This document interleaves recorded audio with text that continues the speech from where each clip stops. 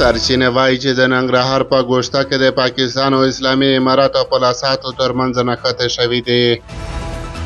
سلام ستړي مشئ پام وکړئ د اران ټي وي یوټیوب چینل څخه تازه او مهم خبر ته.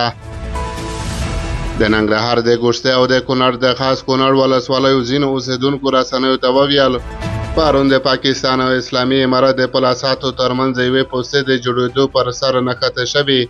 دوی وایي له جګړې وروسته د دواړو ولسوالیو پر سرحدي کلیو د پاکستان له لوري توغندیز بریدونه هم شوي دي.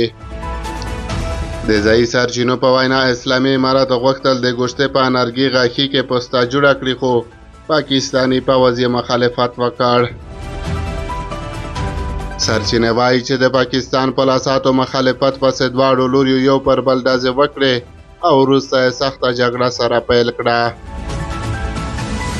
سرچینه زیاتوي چې په دې څو ساعته جګړه کې د اسلامي امارت د ګوشتې سرحدي کنډه کې یو تن پلاساتی شهاب الدین شهید شوی چې په اصل کې د کونړ د سرکاڼو ولسوالۍ د شنډن اوسېدونکی و.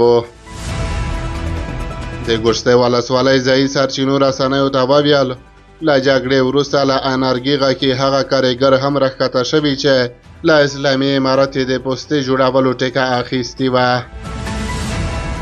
په ګوشتې ولسوالۍ کې یو عیني شاهد وایي پرون ګڼ شمېر د اسلامي امارتو ځواکونه چې درنې وسلې هم لرلې ډیورن کرښې ته څیرمه ورغلي دي. ځایي اوسېدونکي همدغه راز زیاتوي چې د پاکستاني ځواکونو توغول شویو توپونو د خلکو په منځ کې ویره خپره کړې ده.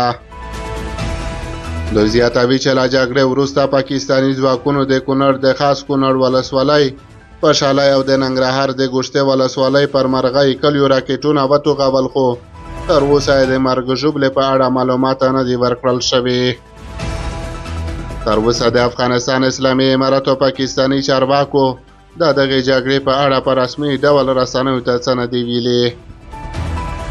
د یادولو ده چې تر دې مخکې هم د خوست په ځاځي میدان او ګوربزو ولسوالیو اړوند غلام خان بندر کې هم د اسلامي امارت لخوا د پوستو د جوړېدو پر سر د افغانستان اسلامي امارت او پاکستاني پلاساتو ترمنځ جګړه شوې وه. د ډیورن کرښې په اوږدو کې په بېلابېلو سیمو کې وار وار سره د اسلامي امارت او پاکستاني پوځیانو ترمنځ نښتې کیږي چې کله یې لامل د کرښې په اوږدو کې د نویو تاسیساتو جوړول او کله یې علت معلومه نه وي.